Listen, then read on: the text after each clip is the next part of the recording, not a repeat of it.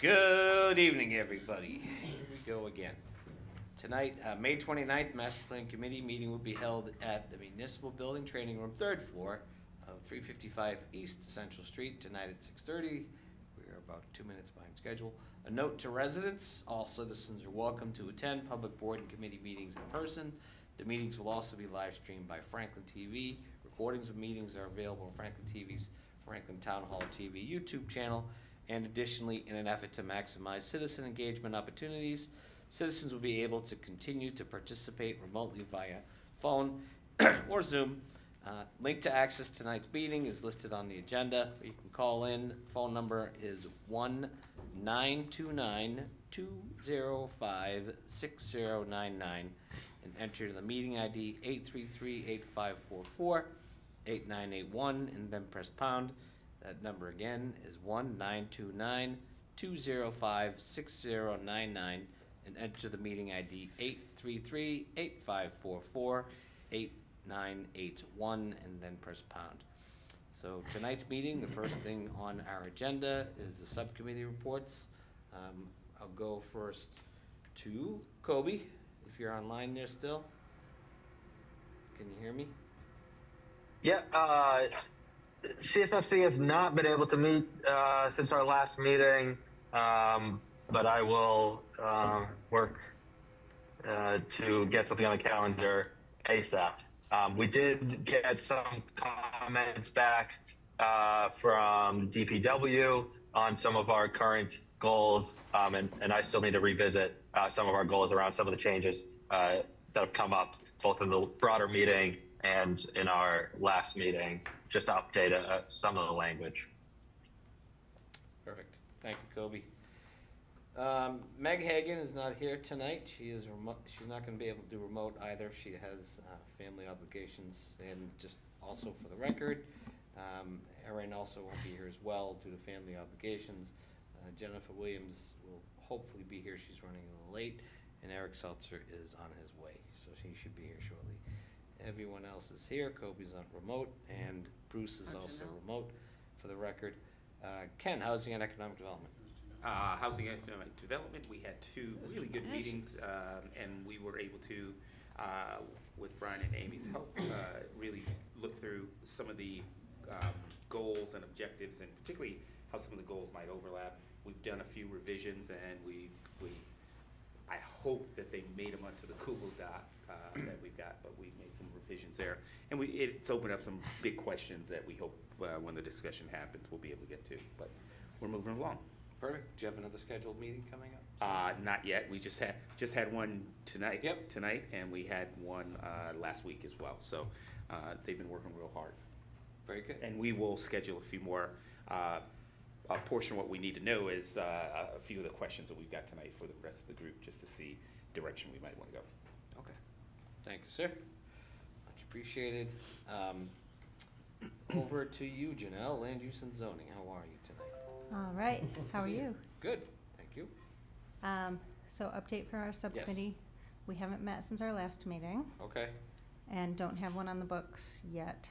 But we will. We'll get one on the books. Looking forward to tonight's discussion about overlaps. okay. Thank you very much. All right, over to you, Gino, for sustainability, sir. We also have not met since the last meeting, but I wanted to thank Eric and Melanie for representing sustainability since I've been out for a while. And yeah, we plan to schedule another meeting, particularly following the results of tonight's meeting on discussion of the goals and objectives. Any potential overlaps. Yeah. And Mel, you want to speak on behalf of Meg for open space, recreation, natural, cultural, historic resources? We haven't had any. We haven't had a meeting, no. I don't think we have one planned, but I'll touch base with Meg. I don't think so. Okay. Perfect. So that moves us through subcommittee reports. That takes us to agenda item number 2, review goals for each element. Amy, I'm going to throw this over to you and talk about that. Sure. Thank you, Mr. Chairman. What I've done is I've just kind of pulled out just the goals out of our entire spreadsheet to really narrow it down. what goals we want to move forward with in the master plan, what goals we want to present for the June 12th meeting to get our feedback, and also discuss the duplicate ones, which mainly are in the land use, that duplicate with open space and economic development. So those were some of them. Also, if some of the goals might not want to keep all of them, maybe combine some, reduce a few. Some of them do have a lot, so you might want to consider maybe trying to get it down to 4 to 6 goals per element. Per 4, all right, so. Per I see- element. Right. No, I see that, economic development, yep. Why don't Which we some of the economic development was already in land use, so I think I'm looking at this committee here to decide, I have a discussion on where they do belong. I think I recommend anything dealing with zoning changes or additional zoning probably should reside in land use. Mhm.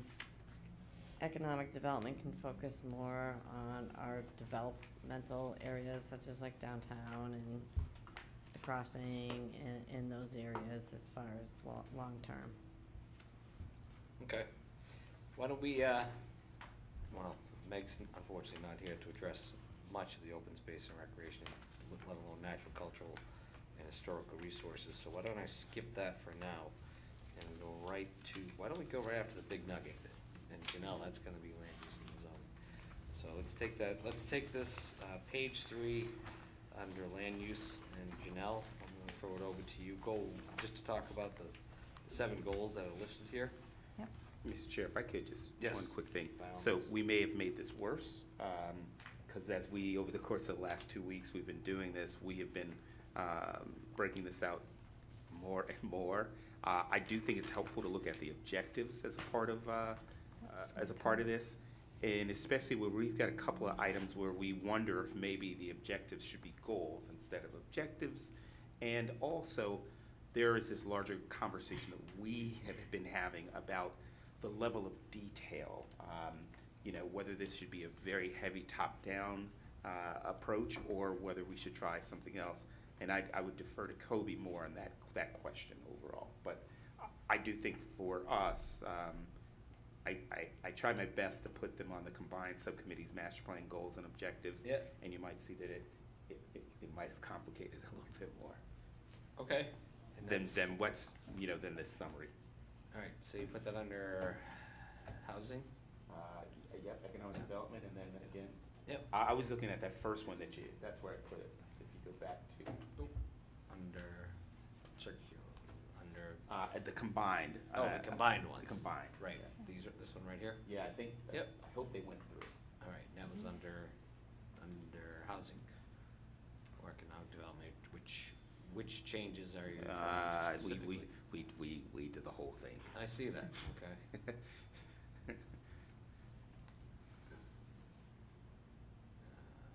And we tried to incorporate some of the overlap that we had conversation with Amy about, as well as some of the thinking that Brian and other folks sent our way as well.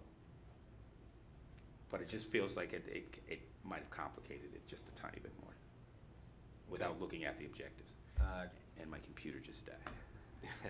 Do you need a charger? That might be a charger, that might work. Yeah, just a follow-up comment? Yes, you have the floor anyway, so I don't want to take that from you. Well, I had the same reaction Yeah. looking at this, that there was a lot of work put into the objectives, sort of seeing the goals as the overarching theme. Yep. We tried to use the goals from the last master plan, since this is technically the update. But we spent most of our time on developing the objectives and saw that that's where a lot of the differences and nuances came out. Mhm. And that's where I tried to flag where there was potential overlaps with other subcommittees, where we just wanted to make sure that the language was, maybe that objective lands someplace. If we're just going through and calling out where goals overlap, there's a lot of overlapping goals, especially at the last meeting where we talked about, should we as a committee have a list of general goals, Right. That's this general list. yeah. Yeah. Yeah, Okay, Brian. mind, when we started this, you had we had a visiting statement, things of that nature, right? You had a kind of we went in that direction. And, I don't know, I'm thinking that maybe the thing to do would be to have town-wide goals, if you will. And then the goals of each of these sections should relate to them somehow. I'm not sure if that's the way to go. I know that the work that has been done is great, it really is. Having said that, some of the goals may be actually objectives that relate to, and they could relate to multiple, land use and sustainability, or land use and economic development, or whatever. So, I did start going through things. I sent a few comments to a couple of or to Amy, I think, sent out to some of them. There is a lot here. I mean, for sustainability with 17 goals. Do we really need 17, or do you need 8 of them and then the rest of them end up being more objectives? Exactly. I already, that was kind of, I just wanted to get the ideas in there. Yeah, they're all perfect. But I knew all along that it would be refined. And, Right, exactly. And they yeah. would be, some of the goals would be objectives. Exactly. And/or implementation measures. Yeah, and some of them are, housing has 3 main goals, and that's fine. Maybe you need 3, maybe 4 or 5, whatever, but really it's there, what you're talking about. The economic development stuff is good, but is the economic development, could it be 5 goals? And all of these things somehow fit into those 5 goals, and they actually get refined into objectives to meet those goals. So you've done a ton of work. There's all of the concepts here that are awesome. It's just that I think we need to work them a little bit. And I think for your meeting coming up, I don't know if you want to go with all these, for your public hearing coming up. Do you want to present this many goals, or do you want to try to refine it just a little bit more? So instead of 8 goals, you're down to 5 or something in a certain category. Again, that's a matter of putting time into something, I commend everybody for the amount of time you put into this. This is, but I don't think it's a problem presenting all of these goals at a public hearing. I'm not saying there is, but I think the document eventually should end up with a few less goals, and those goals should relate somehow to a vision for the town, overarching vision, if you will. And in objectives, many of these goals should be in there as probably objectives to meet certain goals. And it's a lot of wordsmithing to get to that point, obviously. It is. It really is, so. Anyway, having said that, I don't want to frustrate anybody. I think that in the long run, if we think in that direction, you have a vision for the town. To get there, you're gonna meet these certain goals in each of the elements. And a lot of them relate, obviously. On, for instance, housing, the affordable housing component might want to get pumped up a little bit, but you could probably just do that by referring to the housing production plan. Right. And meeting the goals in that, right? We've done that. Okay. All right, so, I don't know if you got it in here under sustainability, but the hazard mitigation plan update. Even just having one of the objectives in meeting a bigger goal as update hazard mitigation plan every 5 years, whatever. I mean, those, because we're relating back to the other planning efforts that have already gone on. The open space and recreation plan is mentioned here under natural, cultural, and historic resources.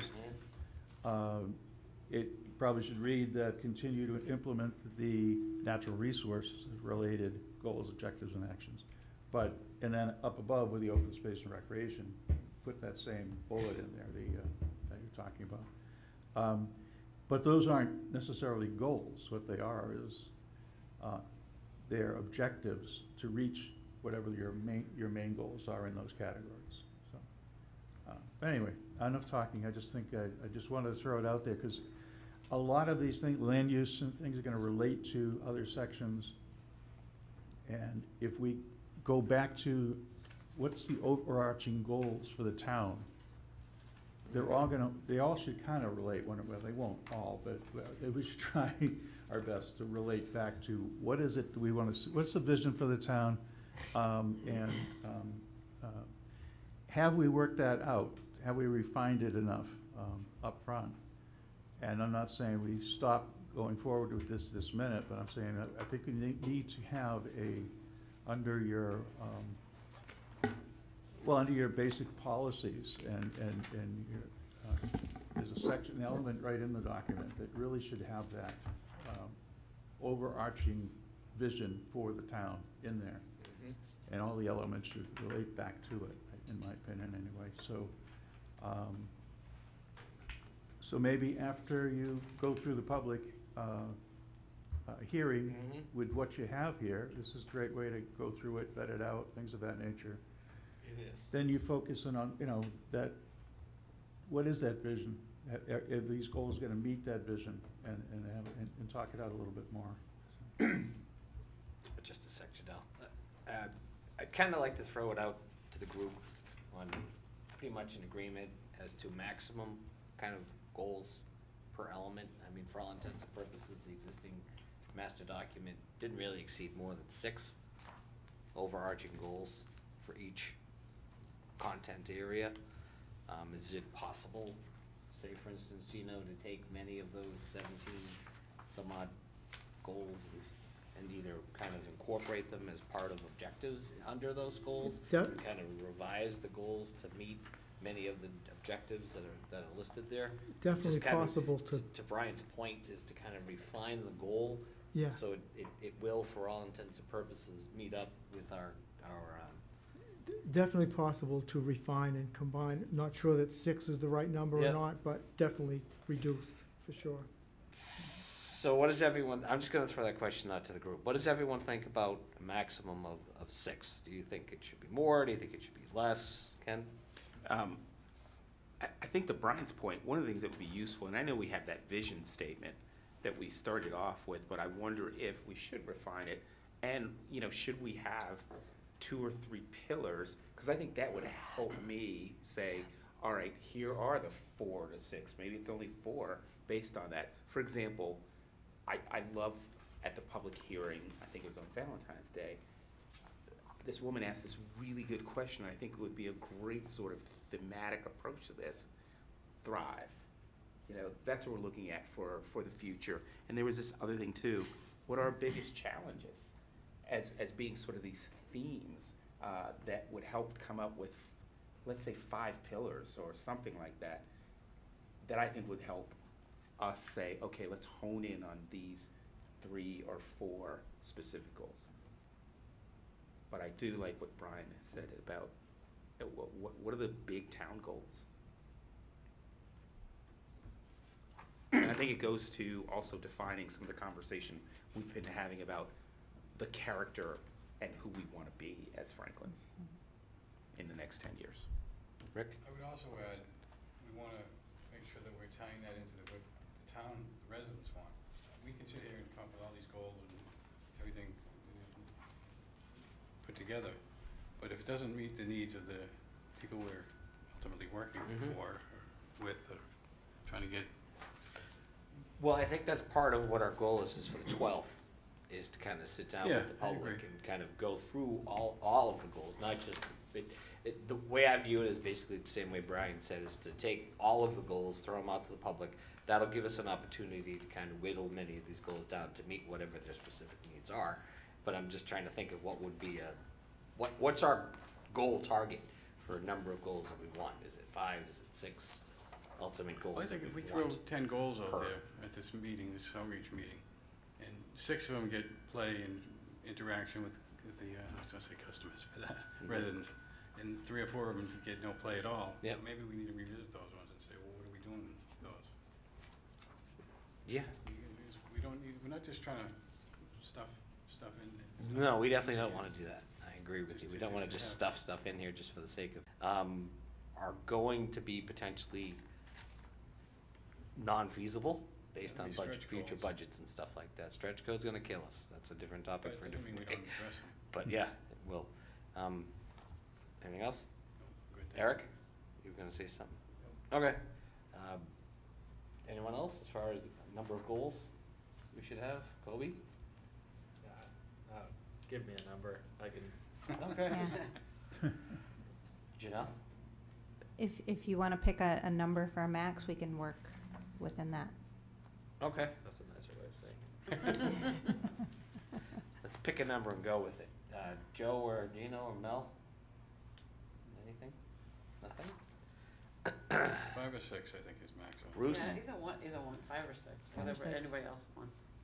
Listen, we only got 7 anyway, but Yeah. you know, you're gonna have 5 or 6, but you might end up having 10 objectives in each one too, so, Yes. you know, Yeah. you're gonna that's- get there one way or the other, it doesn't make any difference to me. Right.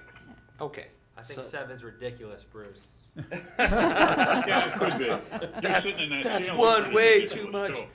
So, okay, Crossing the so, line. so let's do this, and let's kind of stick with status quo, that's what the previous draft was, and stick with 6 overarching goals. I think, for all intents and purposes, Gino, the 6th goal of most of these had been something related to sustainability in the first place. And the first 5 were overarching goals towards that particular objective, which could still exist in some senses, or at least have some reference to the sustainability section. We do plan on putting a section together that's specific to sustainability, since it's an important part of all of this. But it could be the 6th, or even, 7th goal if we had to, into the content areas, so. All right, so let's go with 6. Are we gonna put any limitations on the number of objectives? Nope. No, it can be anything. I don't think that's really a big concern, but many of the objectives, for all intents and purposes, after we have the public hearing on June 12th, we can kind of whittle them down also and say, okay, and again, I kind of like what you said earlier, are they fiscally doable? Are we gonna actually be able to accomplish some of the objectives that are in there? And then it also boils down to, we haven't got to this phase yet, but we should be getting to it once we finish up these goals and objectives, is the implementation portion, which ultimately boils down to which department is going to implement these objectives. That's also a discussion we need to have for future meetings. But for now, let's stick to 6 overarching goals. All right. With that being said, now that we get that figured out, let me circle this back to the list of goals and objectives that we do have here, goals that we do have listed here, and take it back to you, Janelle, on land use. Yeah. You had, Can- I pulled up your PowerPoint, your summary here with your questions. If you wanted to take the floor and ask any questions you have specific to your group. Sure. Before we dive in, can I just make a suggestion or request? Sure. If we have time tonight,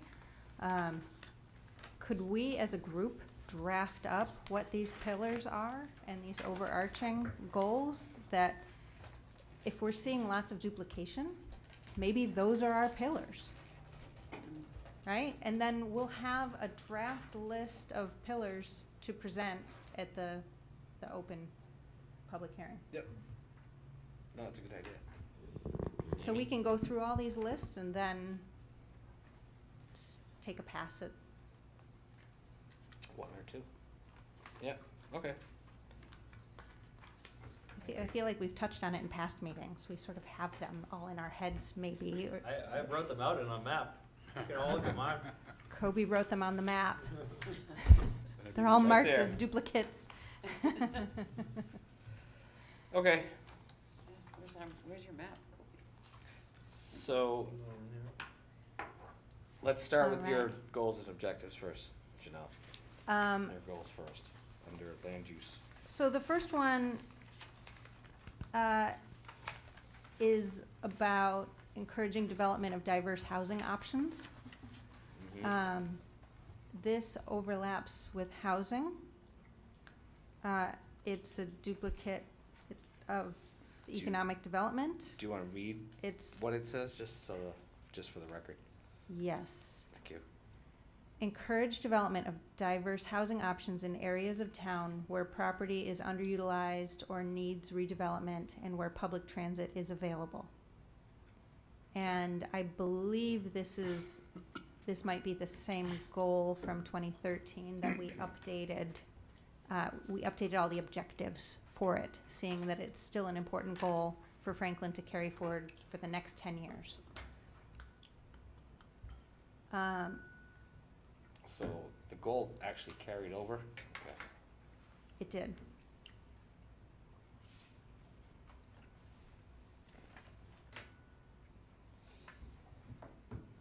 I can confirm that, but I'm Yeah. pretty sure that was the same goal language from 2013. And then it overlaps with the housing goals, economic development, sustainability. There's quite a few in terms of an overarching goal. Mm-hmm.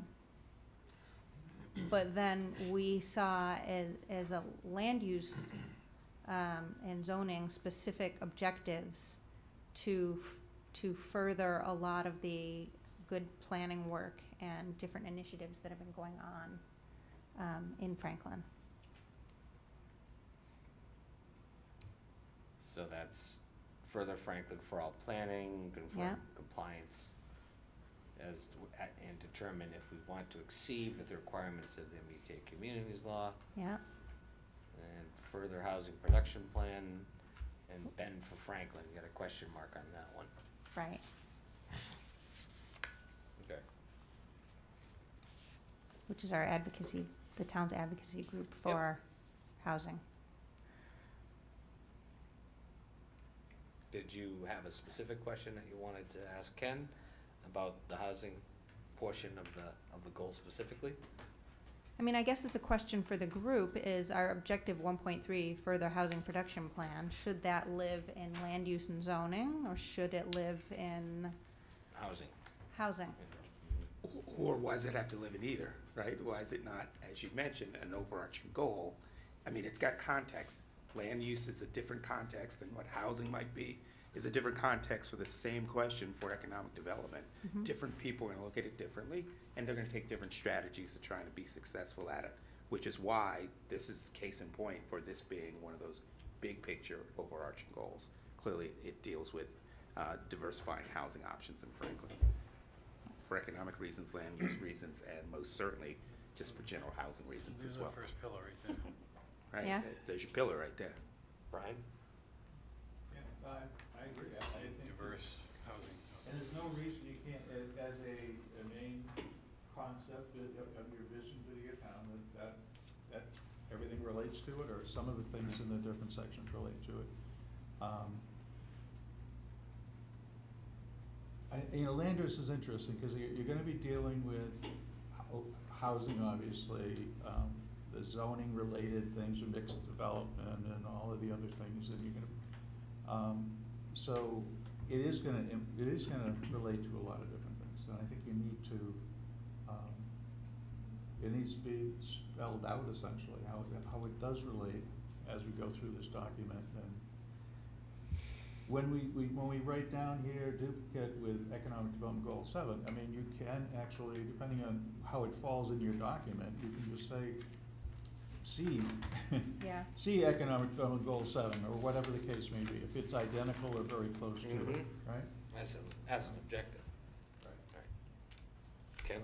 Or, I'm taking a note here that just make sure that there's more of an economic development context on it. Explain it to people. Why does it fall in here as well?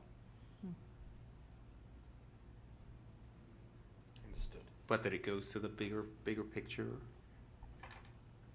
issue. Yeah. Pillar. but just, don't be so, right now it's a pretty general goal, general set of It is. objectives, and what's gotta happen is, all right, I'm just focusing in on the economic context, the business development context. Right, and we were focused more in on what does this mean from a land use, from, perspective. the Department of Planning and Community Development and zoning board activities, what kinds of things spin out of this as a land use goal. Right. I gotcha. So yours, So we could be a bit more specific if that's the case, if the objective is really,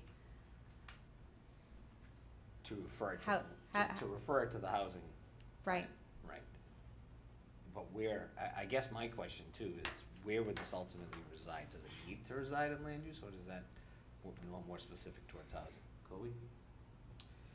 Yeah, so I think that the land use and zoning is a real opportunity for us to do this sort of top-down, what's in housing, it's the strategies, it's the policies, but I think that land use and zoning section is where we get to say, and this is the area where we want housing, this is the area where we want businesses, these are the Yeah. type, that gets to be a little more top-down map-based, so that we then go into housing, and we're talking about, passing laws to make whatever, duplexes more legal.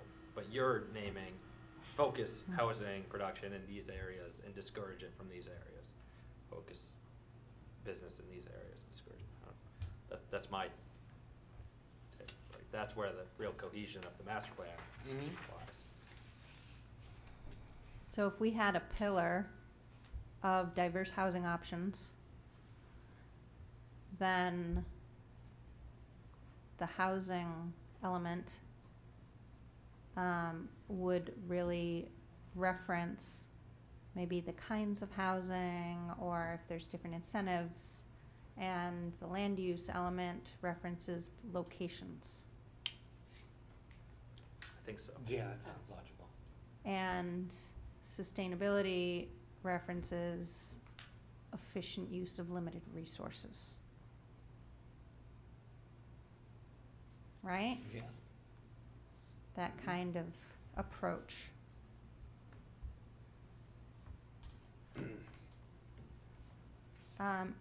Are we tracking, as we're going through, if we start to identify these pillars, how are we tracking them? I just wrote one out here. We want to put them in make a pillar goal. Should we just start a list, either on the whiteboard or on our drive? There's a flip chart. Yep. I'll pull it up here. And, Actually, Kobe, use the paper, and then I can rip it down and take it with me.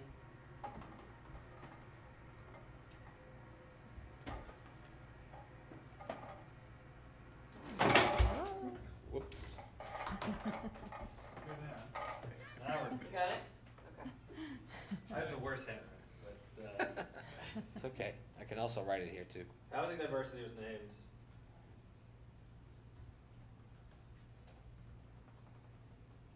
Open to change all of these. I can jump up whenever, or I can start adding. Yep, or if you want to do it on the computer, you can do that too. Yeah, it allows you to keep other things going. Yeah. All right, so let's keep going, because we have All a right. lot to talk about here. Mixed use development, that was the next goal for land use. Promote mixed use development in appropriate areas. This is also a carryover from 2013. We had as our number one objective, define mixed use. Not just in a legal sense, but appropriate for Franklin. Spirit is to activate the street front. And we figured that needs wordsmithing and could be fleshed out more, but that was our number one objective around mixed use. I did not see how the economic development subcommittee approached this. same goal. Um, But love to understand the nuances go there. to that. Aggressively. Go back. I Go really. figured. I think it's more economic-y, but I Yeah. certainly could see where you're coming from that. And then we started in with like percent of Right there. commercial and Mixed use. retail on the street front, right? We started into more of the rules approach to meet the goal. And you can see, we talk about commercial and retail and all that sort of stuff. So Right. we do So have a you- bit of a definition of it right there. That's Goal number 4. 4-1. Yep. Yeah. So you've got one objective under one goal for that? There's not multiple It objectives? could be a goal. Okay. Amy? Yeah, we can fine tune the goal a little bit. And make it, Yeah, would it change if We you, put a pause here, because this is part of the larger question, right? I mean, this is, you have create mixed-use neighborhoods. Is that different from mixed-use development in use. appropriate areas? Or even business areas? yes. Is that, And you're right, even there, to call it business areas. right. To be more specific. Kobe? And just, folks, by the way, just because we have a lot of questions that need to go around, I'm just gonna leave the floor open for questions to go back and forth, just so we don't have to waste time. Thanks. With semantics. Good. Yeah, I think we need to be specific about our language here. I would encourage us, and I've proposed this before, that we refer to mixed-use neighborhoods as areas where residential and retail commingle. Mixed-use developments refer to the commingling within a single parcel, Yeah. typically within the same building. That most likely is only gonna show up in objectives, but we should be talking about mixed-use neighborhoods. I would even call mixed-use neighborhoods one of our core pillars, if that's the language that we're using. I guess, I just read what you guys wrote here, but is this talking about adding in a mixed-use component within neighborhoods as kind of a, say for instance, a new development, or kind of incorporating it on main thoroughways? It's like, what's kind of the ultimate big picture here? So, yeah, we put a pause here, because Go ahead. we didn't sort of, I keep coming back, and I'm really encouraging to, Yeah. us to engage. If you disagree, because, I'm getting head nods, but then, I think that if we're in some agreement here, then we need to start reflecting it in our goals and objectives, right? The proposal that I'm putting out here is geographically specific areas where we're going to encourage the commingling of neighborhood businesses within residential areas. That will then guide circulation, it will guide some service provisions, but these would be geographically specific and probably named in the land use and zoning.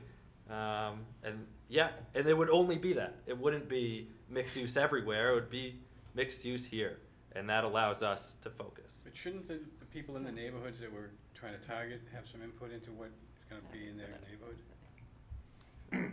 Just relaying on just what Rick was saying, if we go back to the past two public hearings, was there any interest in this? Pretty much neighborhoods are already established. Is this something you saw as public feedback that they were interested in bringing to their neighborhood? Or do neighborhoods already have it? I know that there's over on Pond Street, at the DB Mart, is also on Lincoln Street, there's a market there and a sub-store. So is this something that you saw the residents wanting? Or were the residents more on less development, less bring stuff, don't want it in their neighborhoods? Do they buy their neighborhoods because it doesn't have the retail, commercial, mixed-use component of it? So I don't know where we got the feedback for the specific areas of town, and is this what the residents want, as Rick said? Kobe? Got it back from Kobe. That's where it came from. Absolutely, this is what the residents want. The residents, here's what we've heard. They want a high quality of life. They want lower traffic. They want less radical neighborhood changes. All of these are things that we heard. They want incremental, sustainable growth. They want low costs from government and high returns. They want affordable and accessible housing. You heard that consistently. They want natural and historic conservation. They want connected neighborhoods. This is where we started. Destination-worthy locales. They want improved walk and bikeability, reliable transit, additional revenue for the town, healthy town finances, and decarbonization. Our goal is to figure out how to implement those priorities. This is one way to do that. How do we grow in a way that's sustainable, that helps our town finances, while minimizing low traffic, while minimizing radical neighborhood changes? It's us identifying areas where we're going to allow a little bit more growth so that we're not just doing it, closing our eyes and letting it happen normally. The answer can't be no growth. We know that. And so let's be strategic so that we minimize all the other negative impacts that we have heard. And why these areas? The public feedback does come from us presenting this to the public. That's what public forums are. But B, these aren't randomly chosen areas. They are the areas that already have neighborhood businesses. They are the areas that already have schools. They are the areas that are a little bit more densely populated, and we get to build on those. That allows us to be more specific. It's strategic in order to meet what we have heard consistently from the town as our values. Hold on one second. So I guess one of my questions based on what you just said, though, in reading that list of key priorities, one of the key priorities listed there is less radical neighborhood changes, but we're just staying on the subject with mixed-use development in neighborhoods. Wouldn't that be considered kind of a radical neighborhood change by definition? Yeah, not at all, right? These are already places that have, again, the area that's here already has, what is that? The Dacey's Market. Market. It's got the Gas station. gas station in that area. It already has increased walkability to its school, and so we get to build on those as opposed to going into Charles River Drive and dropping a Stop and Shop in the middle of there, right? Those are the changes, right? Kennedy already has the DB Mart and that. It already has the walkability and connectivity. We get to build upon the strengths there. South Side already had for a long time Cole's Tavern. It certainly has connectivity to Remington and Jefferson. It has some empty space that allows for a little bit more retail. This is us being strategic in ways. We can't say no change, right? That's not going to be the answer, but this is us saying here are the places where it makes more sense than others. And it happens incrementally. It's not us coming in and building a massive thing. It's relieving and allowing small neighborhood businesses in certain areas. Well, it's only logical to build off of what we already have.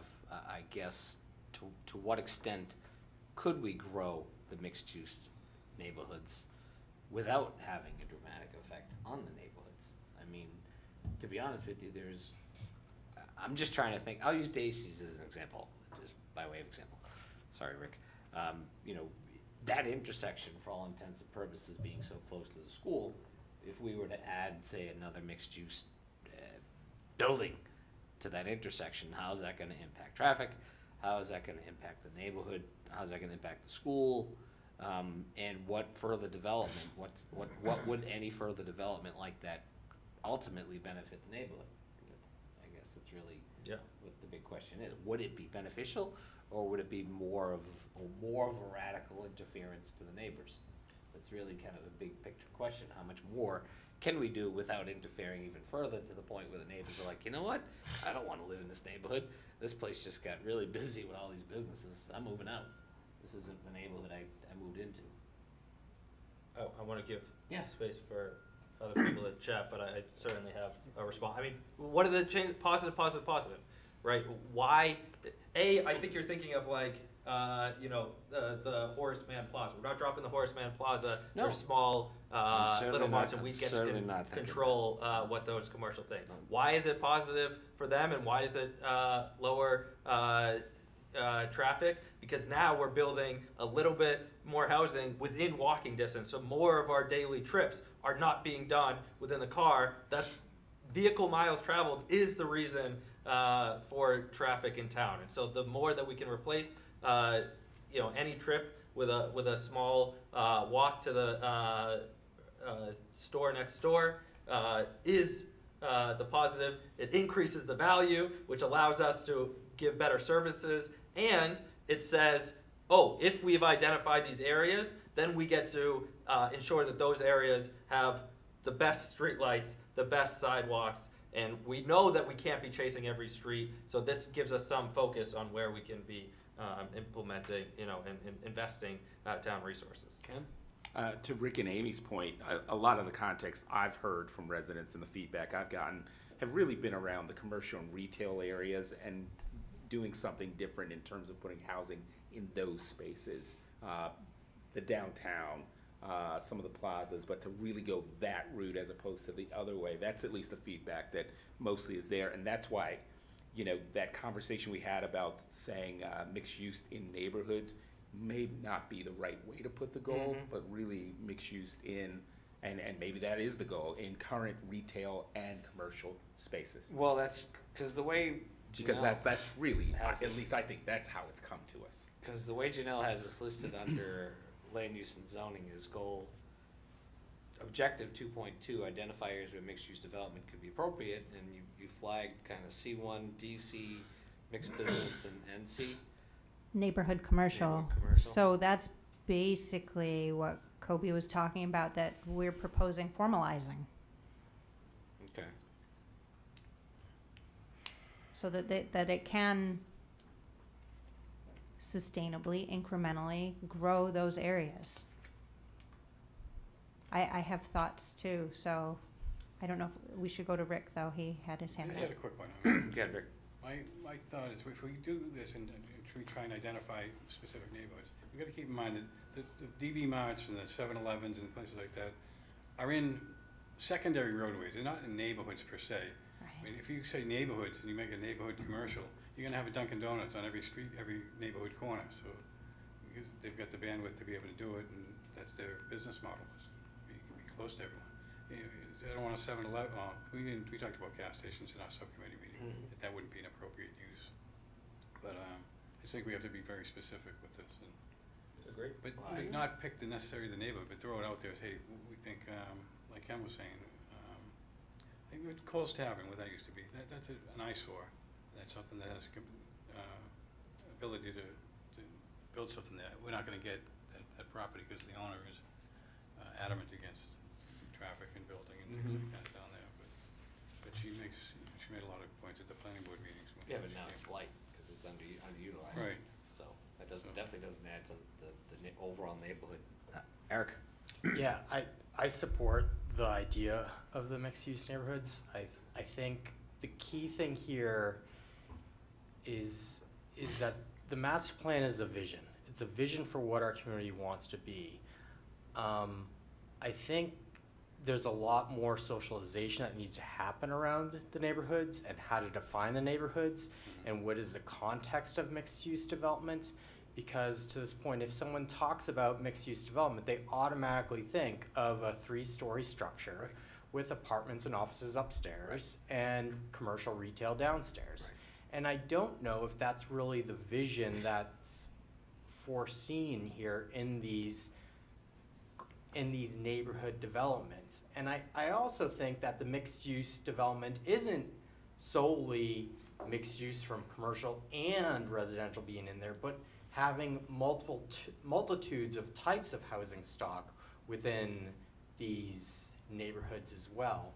And so I think we take the step in the master plan to identify this concept, to identify this as a vision we want to work towards, and allow ourselves to start working with department heads and the community at large over the near-term future to what those areas look like and what is that context. And that goes into the form-based codes, because what's going to be the structures in downtown is going to be very different than elsewhere, and we're not going to solve that here.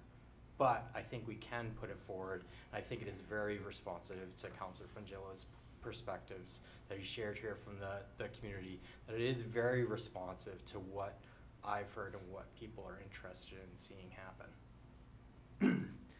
Now, by way of example, Canfield Properties has been building those mixed-use kind of buildings downtown already. They've already got 2 built, they're building 2 more right there on West Central Street, East Central Street in the downtown. Is that kind of the thoughts as to where we could see buildings like those, multi-story residential with mixed use on the first floor in, say, Upper Pond Street?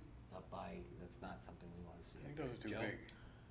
Everything we're talking about tonight is a vision, I understand. Mhm. But the DB Mart, Dacey's, and the Lincoln Street Mart have been around since we had wooden wheels. They're accepted by the neighborhoods because they bought into that. Their grandfather did, They've basically. also all came to the council and got on their knees for liquor licenses because the stores don't work without liquor. You need liquor and gas. There are no more liquor licenses left to give away. So even if they were zoned, the economics wouldn't work to make those stores work in neighborhoods. You need alcohol or gas. And a perfect example is a fellow who I watched a meeting, I actually was at the meeting a couple weeks back, came up and wanted to get some land rezoned for possible convenience store, possible gas station, whatever he had, but just the rezoning on the opposite side of the highway, which would be a store the furthest from the center of town, on the opposite side of the highway, to stop people traveling into town, going along with Kobe's idea. He was thrown out of the planning board 5-0, no way you getting that. Then neighbors all turned up, and this is a piece of land 300 feet from a highway exchange 495. Right. And they showed up in groves that they don't want that type of businesses in their neighborhood. And they love their highway neighborhood in that area. 300 feet from the exchange. I can only imagine if you were to put one of those up off of Daniel Street, Maple Street, one of those Dover Circles, Franklin Chase, or down in, the town council chambers is not big enough. I saw that as an experience just from that one little piece of land zoning 300 feet off the highway. I can't imagine someone trying to get that zone in a neighborhood. Again, the 3 that we talked about have been there since the wooden wheels. They're accepted. They've got their liquor licenses. They've came and pleaded their case that we know they need that. They can't survive. And when you start putting liquor licenses or possible gas stations in those neighborhoods, there's going to be a loud roar in the crowd. Two points to that, because I think they're very good points. One is why do things thrive or not thrive? It's connectivity, and that's the massive piece that we've been missing forever. Why did they thrive in the first place back when there were wagon wheels, and why are we struggling to see thriving? Because we've given up on connectivity. Places do well when people live near them, work near them, and there are multiple places within a certain area that you can stop by. That's the whole vision, 1.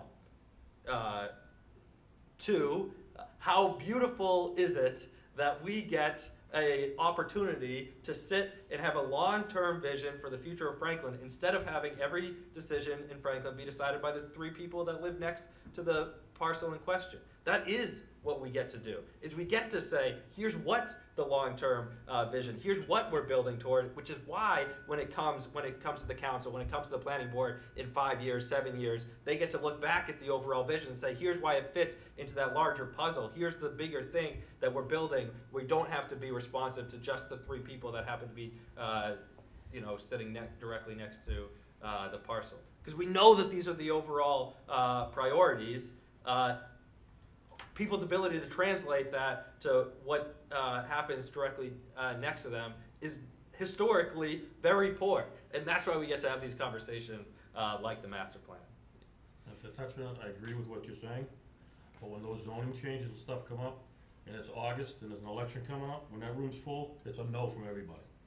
I've seen it, I've been in Franklin my whole life, that's how the politics work.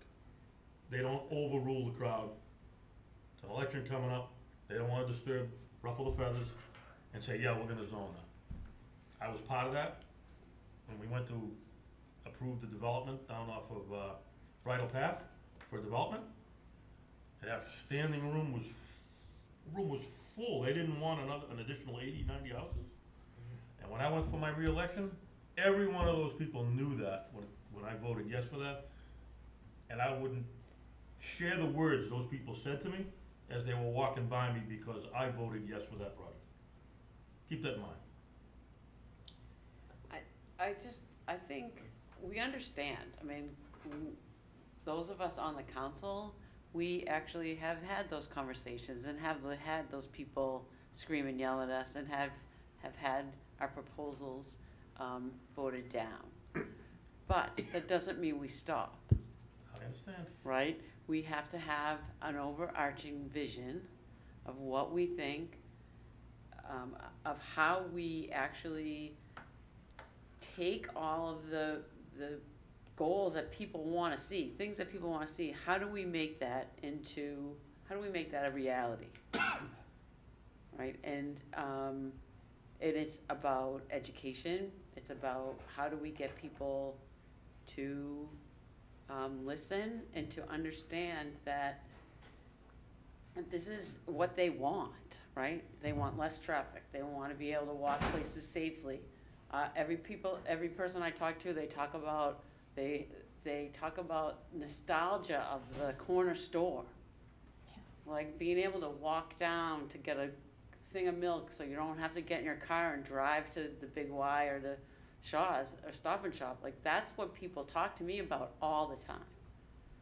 And I know that we get that fight, but we have to say, this is our plan, and we're following the plan. I understand, but it's all about economics and feasibility. That's what drives it. If it doesn't work, it doesn't work. Well, of course. I mean, Of some course, it's businesses- not gonna work, but we could lay the groundwork so it could work. It's not gonna work today because we don't have everything built in yet to make it work.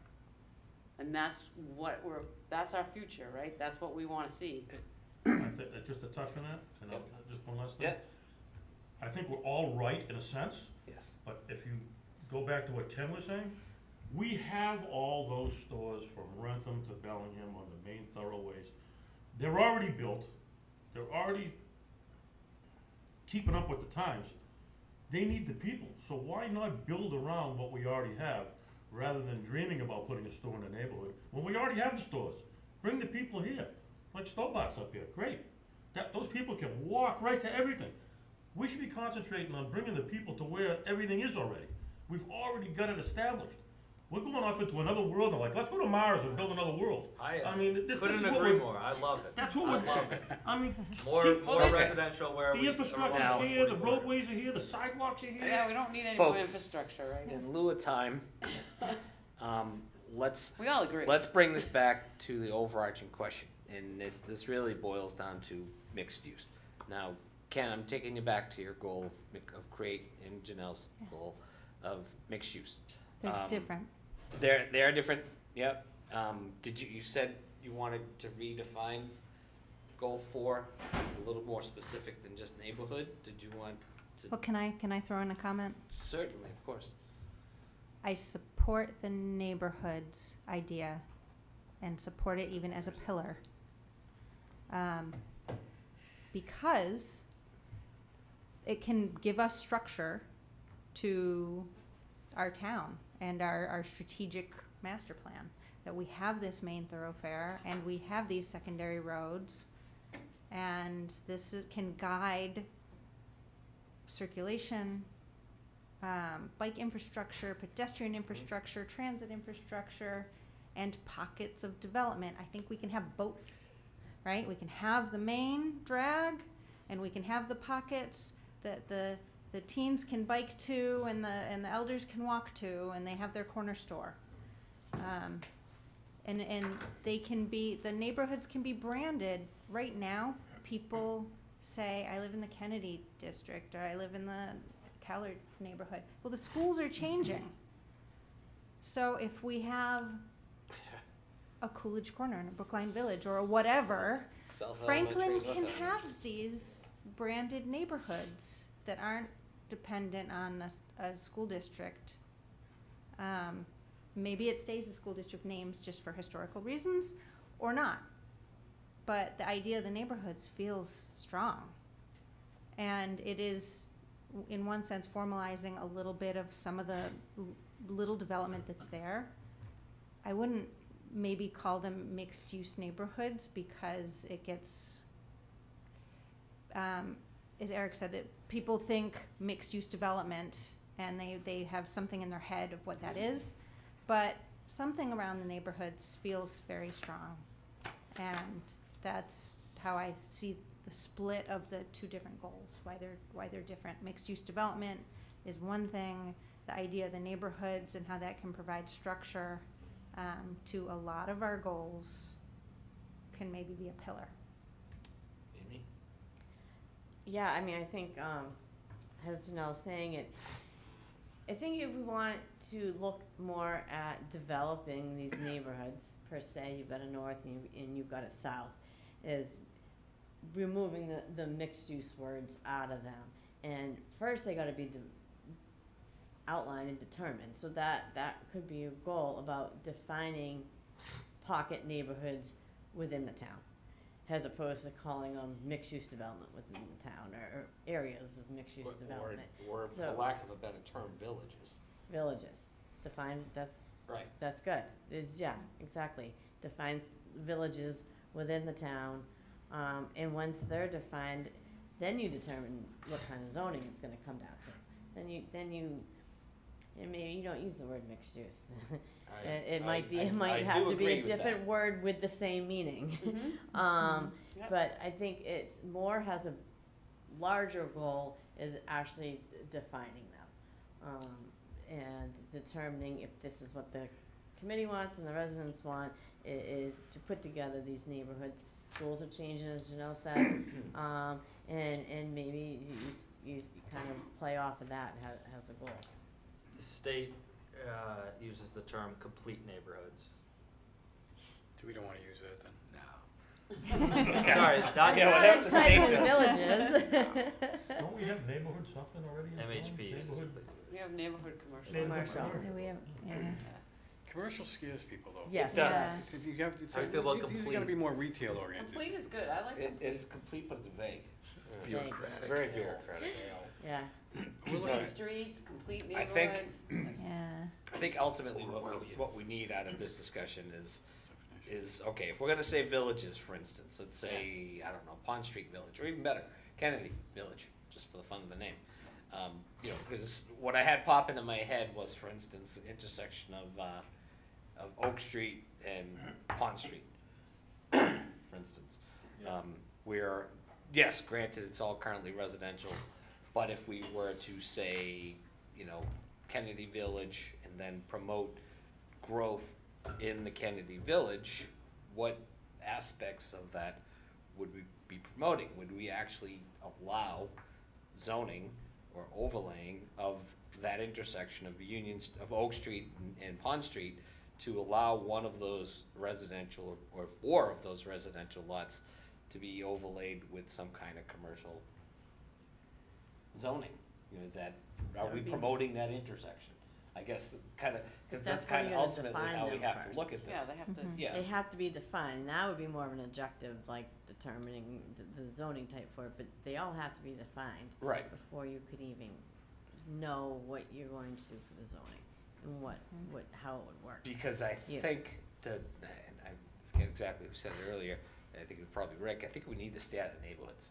I don't think we should be focusing in on any goals or objectives that ultimately put something at the corner of one of the streets, like Dover, for instance.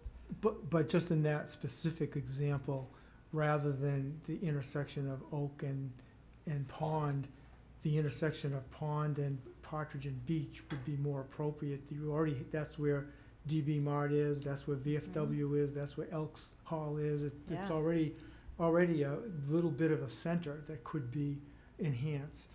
And there's vacant I land agree there that as can well. be enhanced, but if we wanted to actually incorporate any further commercial growth within, because you can't walk from Oak Street up Pond Street to any, I mean, you can walk down to Stop and Shop and Starbucks. Oh, you can, you got sidewalks on both sides of the streets down Yeah, there. you can. Probably the only one place in town. Only one of the few places in town. But if we wanted to, you know, to Kobe's point, if we wanted to kind of put kind of those mom and pop little stores in more or closer proximity to neighborhoods, we would have to think about the major intersections that are in those neighborhoods. And that's the one I was thinking of, was Oak Street and Pond Street. And that way, you know, people have a, you know, closer mom and pop shop to go to. But to Joe's point, would it really spur any kind of growth? Would people be like, hey, I really want a 7-Eleven at the corner of Oak Street and Pond Street? These are questions we have. If You there don't was think a- if people, there you was don't a- think people that live down there would want a gas station close to their home? Well, No. I'm not talking But gas if- station, if Bruce. there was Well, listen, a, you're talking about a village. You know, we used to have a place called Unionville. It was on the curve over on West Central Street. I don't know how they ever got the name Unionville, but you know, Rentham's got Sheldonville. You know, you could call it Pondville, even though they had one in Norfolk. You'd call that down in Pond and Oak, or Pond and Partridge and all let's that. not name you know? the neighborhoods right now, but if there was a Rosewood ice cream and seafood type place near where the Elks is, it would make a killing with all the people that would walk to it. Right?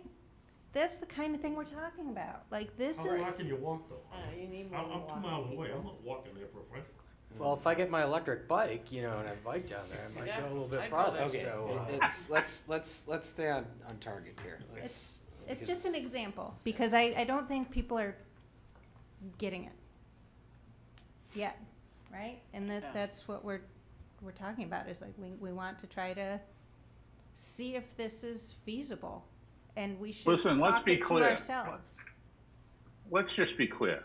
Everybody knows what you're talking about, you know. It's just the fact that how are you going to build it, who's going to build it, and how is it going to be profitable for somebody to do that? You know, most of these other places started out of a barn, you know, as a little store or something, and then morphed into something different when you get to these little villages that everybody's talking about. Dacey's Farm they were in the milk business, you know, and then all of a sudden they produced a farm. But, you know, they're going, I don't even know how far back that goes. Joe, that's got to be as old as you are, isn't it? Not older than that. Wow, I didn't Okay, think anything that's was what that I'm old. getting at. I used to ride a bike there 55 years ago. I think the And it was a point dirt road. is, So, okay, I think Ma'am? the point is that we're not gonna build it. No. I'm not gonna build it. Bruce is gonna build it. Joe's not gonna build it. We wanna allow it to happen so we can have a restaurant there. or Are we- something. Yeah, and so it's like, we're not gonna be building, the town isn't gonna build it, but we want to allow it to happen. That's what we're doing here. Yeah, but I think we should use a little common sense. Yes, if you live within a few hundred feet or 1,000 feet, you can walk or ride your bike.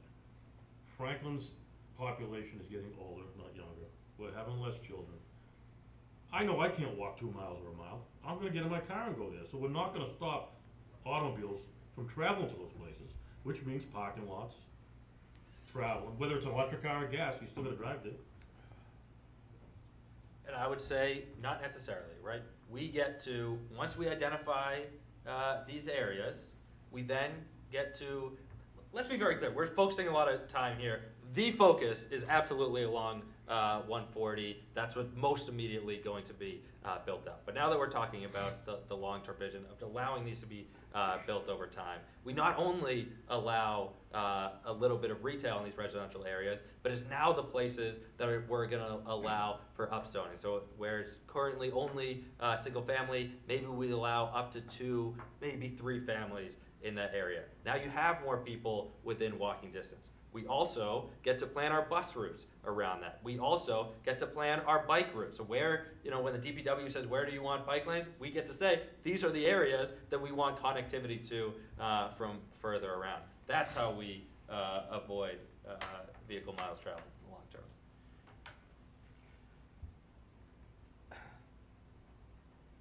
It's, all right. We gotta get back on track. We do. We have to get back on track because everything's kind of going in an off direction. Our ultimate goal for tonight's meeting was to go through the goals so that we can present them to the public on the 12th of June and then get their feedback on the goals. I would like, as part of kind of tonight's discussion, and this is to kind of throw it back towards Brian or Amy, and the group as a whole, is to ultimately get a good classification as to what mixed use is, where's the best uses for it, where should it ultimately be enveloped in any one of these goals or objectives, under which specific content areas. I definitely think it falls under land use specifically, but we have to be careful about how we define mixed use, because to Eric's point, it can mean anything. It could mean we have, you know, a dress shop on the first floor with nice condos above, just like the ones downtown. It could mean we have an office space upstairs with lawyers and, you know, a 7-Eleven on the first floor. There's a million different things we can call mixed use, but it really boils down to where we want to ultimately set a goal for placing these types of mixed use locations. I mean, I think in retrospect, and the neighbors of Pond Street and Oak Street probably wouldn't agree with me, is I think that intersection would be something, or that area would be kind of a place to focus in on.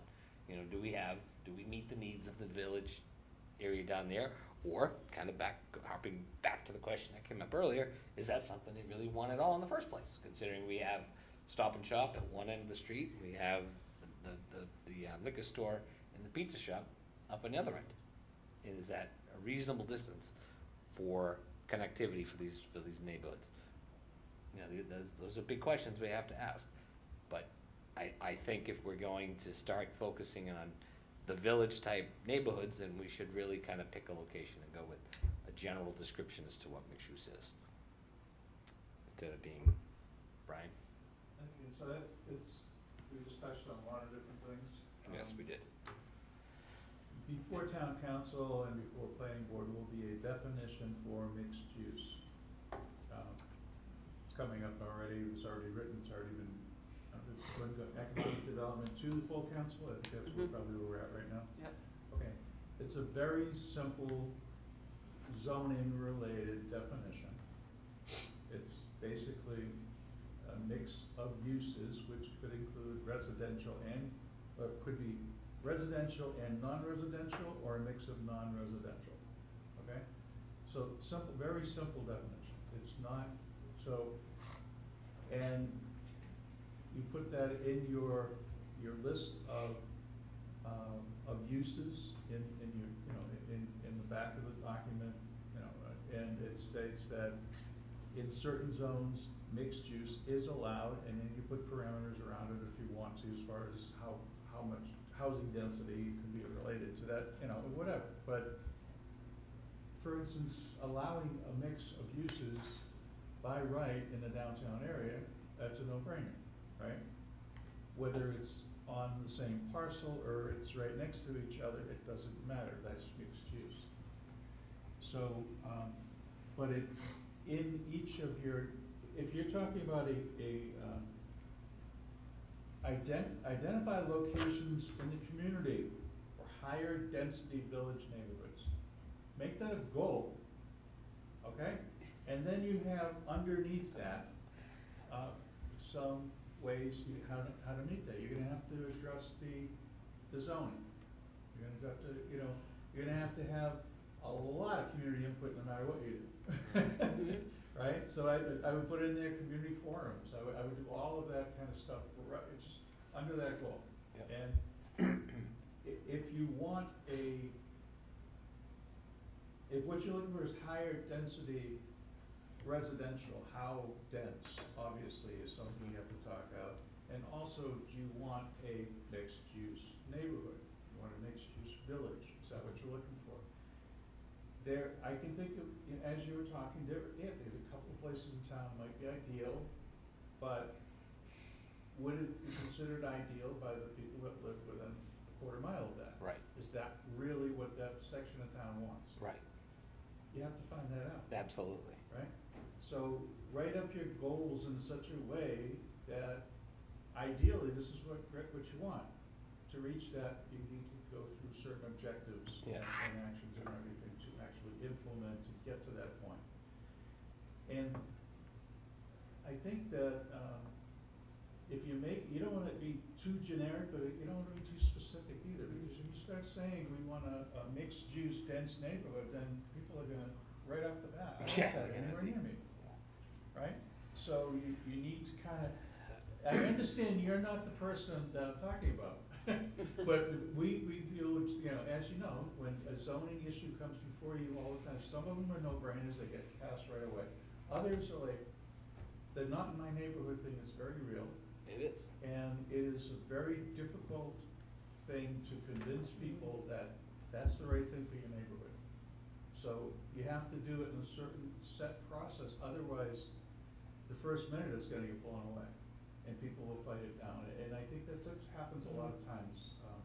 Out on Washington Street, the issue with the business, whether or not that's the right thing for that location, that's up to the council to decide. But it could have been dealt with in a little bit different manner Yes. to begin with. And it could have been, got a little bit of support possibly, instead of everybody saying no to it. So it's just a matter of identify, if it's in the master plan, we work on a process to implement that goal. And if the goal gets shot down at every other, you know, everywhere you go look, it's getting shot down, doesn't happen, okay, it doesn't happen, you don't implement the goal, right? But you gotta put a goal in there that, and if you're gonna put a goal in there, I don't recommend that you put down, you have a map that says this neighborhood here is identified as that, and this neighborhood here, and that, because until you have the public input into it, it's not a town, it's not really a town goal, you know? To identify locations for higher density village neighborhoods is generic enough that it's not gonna scare everybody in town right off the bat. It gets to be a goal, and then you identify it in a public Potential process, use. where you wanna have it, what the zoning should be, or what you recommend the zoning to be in those areas. Yep. Whether you take the neighborhood commercial zoning district and you rewrite it, so it fits better for certain sections of Yeah. town. Whatever, I mean, it's a process, and, if you want to put as a pillar, something like this, okay, great, then you have your other goals and all your other, any elements that you're trying to meet that. Circulation and housing and economic development and all these other things that relate to it. And the land use, of course, and zoning and all of that. So if it's a pillar, great. But if you're too specific on where that is gonna go, I think you're just not gonna get the support, in my opinion. You might, I'm not saying, I think the town in general, as soon as you see something on a map, it's just like when we go to do the open space plan. If you have a priority list of open spaces that you like to buy, you don't put them all out in the public map, because then everybody's saying, you're not gonna buy my property. Yeah. Or or they just say, yeah, the price has gone way up, or whatever the case may be. So there's certain reasons not to be too specific, I think. Be a little more strategic and a little less specific. And this is a master plan, and it's a goal. If you want to have part of that master plan and this as a pillar, then you have wording enough in the document that states that you need to work on a plan to implement this type of zoning, you know? As opposed to just putting it on a map right now and then and you're not really, because, any zoning issue is either gonna have to be an overlay district, or it's gonna have to be actually a change in the additional zoning, or a change in the zoning in the map. If you're gonna do changes in the zoning, it's parcel specific. It is. Right? So are you gonna have, one parcel along certain roads up for 200 feet, for 300 yards, or whatever the case may be? I mean, is that area, and then the other person, that 2 houses down, said, why don't you extend it to my house? Because I wanna put a so-and-so in my backyard, and I want a business there. Right. So all those debates are gonna happen over and over and over until we actually identify parcels that you want that stuff in. And if you have this group that wants to have that identified locations for these village neighborhoods as a goal, then go for it. But I just recommend that you don't Don't be specific. don't be too specific on it right off the bat. So, fully agree, maybe we disagree. I would never put this you know, in the actual master plan because it's parcel specific, right? It involves putting a line placed. But I would say within range of the Remington Jefferson complex, within range of the complexes, because otherwise it's not actually a vision that by which we can plan connectivity and services, right? There still needs to be some logic. So, and the other, you know, and sort of on the same point, again, I think it's very important to be aware of and responsive to NIMBYism, but this is the opportunity to have a larger vision and set a 10-year. If we let NIMBYism like write the master plan, then we sure as heck aren't going to get a town council who actually has to even, you know, be able to use it, right? Like, this is our opportunity to be a little more, you know, comprehensive in our thought process. So I agree. Certainly not parcel specific. Certainly not, you know, pond and partridge. But within this area, I think has to be something that we're willing to do. Along up and down 140, right? Is the wording instead of the actual, like, where I've drawn the red. So just a touch on that. So Yeah. I don't wanna get way off course here, but how does that now affect the character of Franklin? Like, what is the character? And now that's changing it.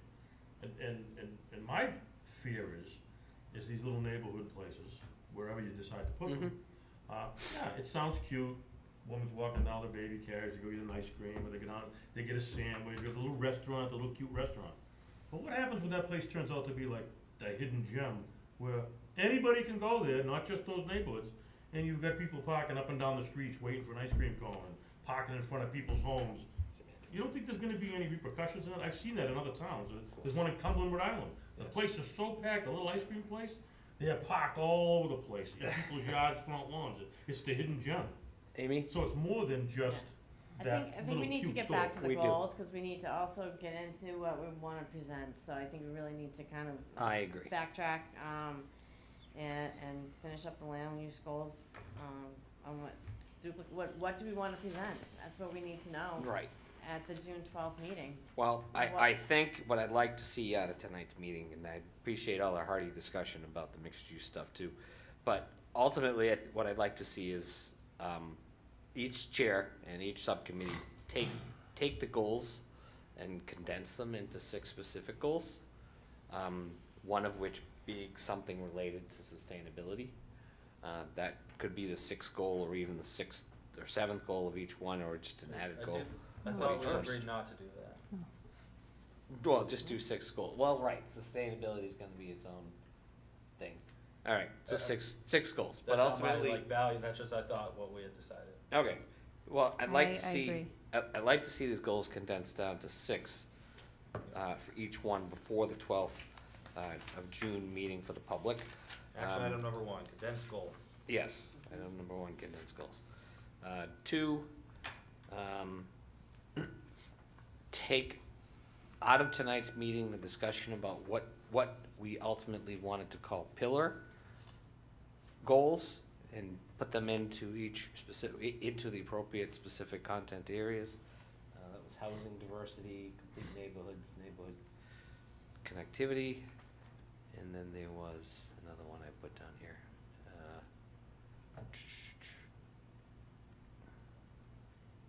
Where was it?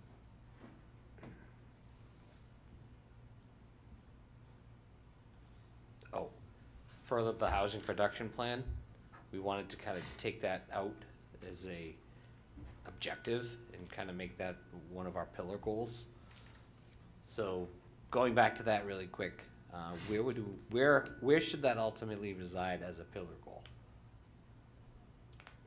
I'm confused by the language of pillar goal or not pillar goal, but the housing subcommittee will certainly, Focus. if not say, follow the recommendation of the housing production plan, It pull does. out and call out specific ones. It does. It currently says, follow the recommendation. The pillar goals live in their own, Right.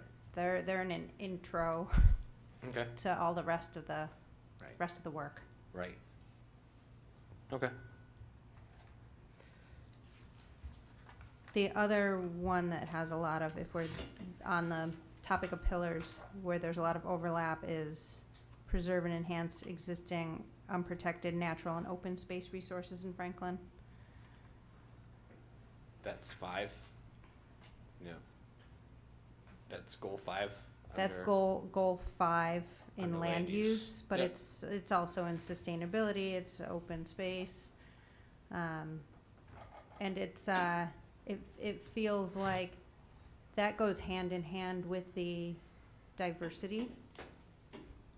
And that's something that we Mhm. heard a lot, from people, is if you can focus development in areas that are already developed, that helps you protect the spaces that are that are natural. Yeah, that makes sense. 5 pillars?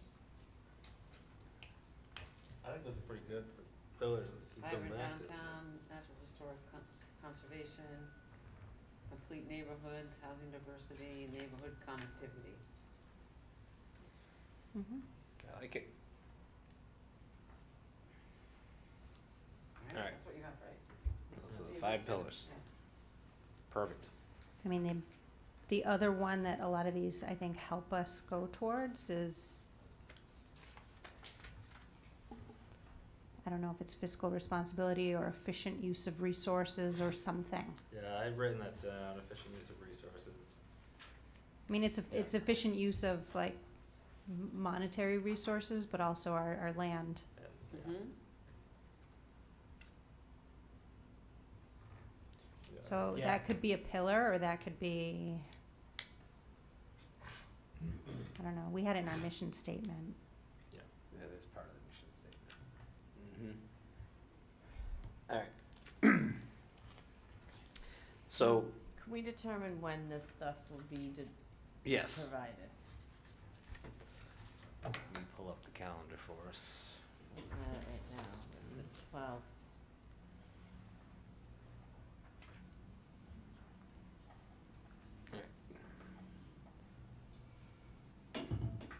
I would say, well, how long do we need to compile the stuff in order to get it into the public hearing on the 12th? So we got 2 weeks until the 12th.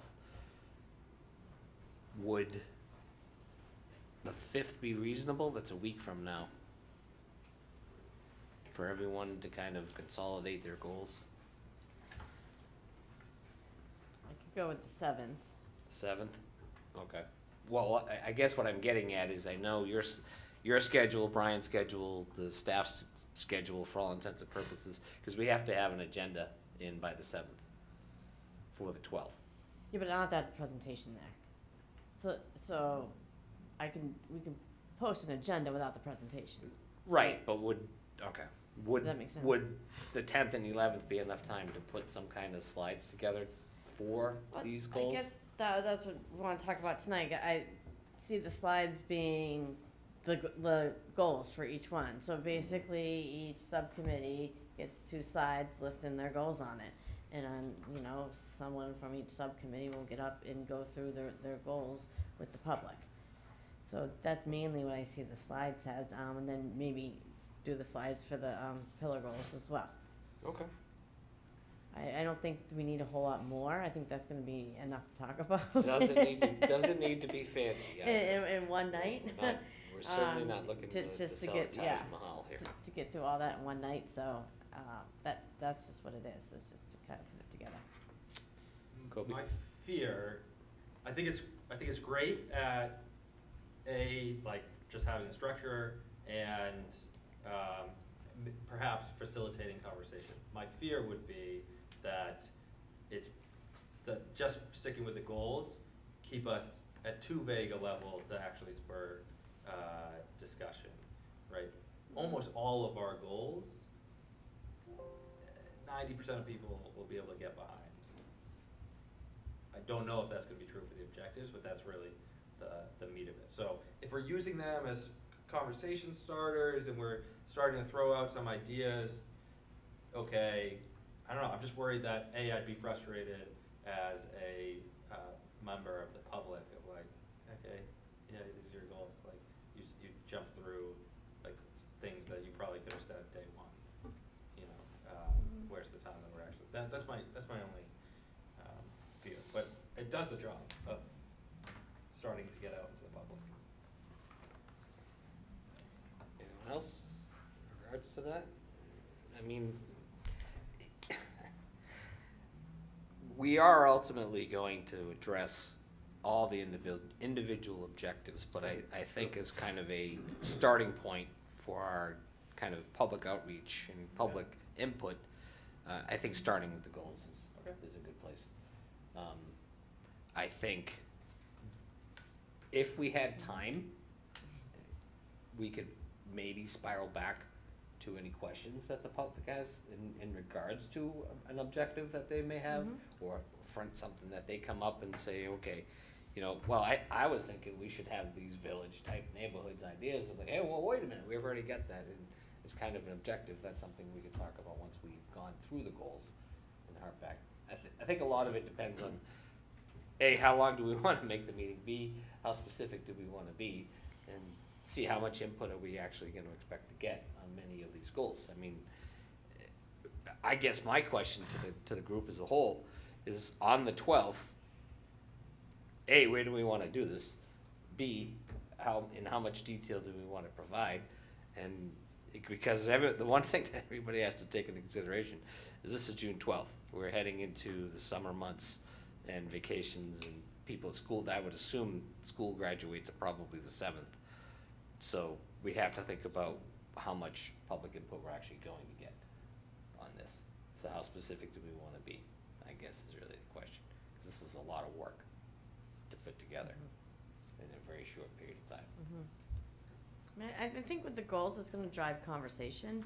I agree. And then I think if the public has ideas with objectives and the dialogue starts up, we can continue the dialogue, you know? We can get them involved in that and say, well, we did think of this objective, or, oh, no, we didn't think of that one. But I mean, we didn't even get through all our goals tonight. No, I had a sneaky suspicion Let we alone weren't in going to. one night public hearing. So I think these goals are, you know, and we can always have another public hearing. We can always, after we define this, we can always add another public hearing if we want to do it with the objectives after the goals are defined. So I think sticking with the goals at this point, and if there's more time at the end and there's able to have more conversations about objectives, it can be brought up. But How about, I wouldn't like to overload it. Go ahead, Eric. kind of mixing the two together? I think there's so much content that we have here, and so many, as we roll up all this, what I think is going to happen is we're just going to have a lot of objectives underneath the goals. And I think it was Kobe's perspective here, there's good meat that's there.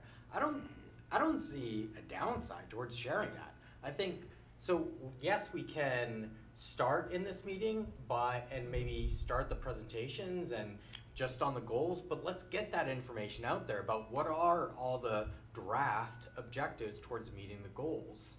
And what I think is going to be key here is to get that out to the public as soon as possible and to allow them time prior to the meeting to review digest that it. information, digest the Yeah. information, and then what are we going to do to encourage people to participate? Because if it's just an email, no offense to the town, but if it's just an email blast from the town saying this is a public hearing, no one's going to come.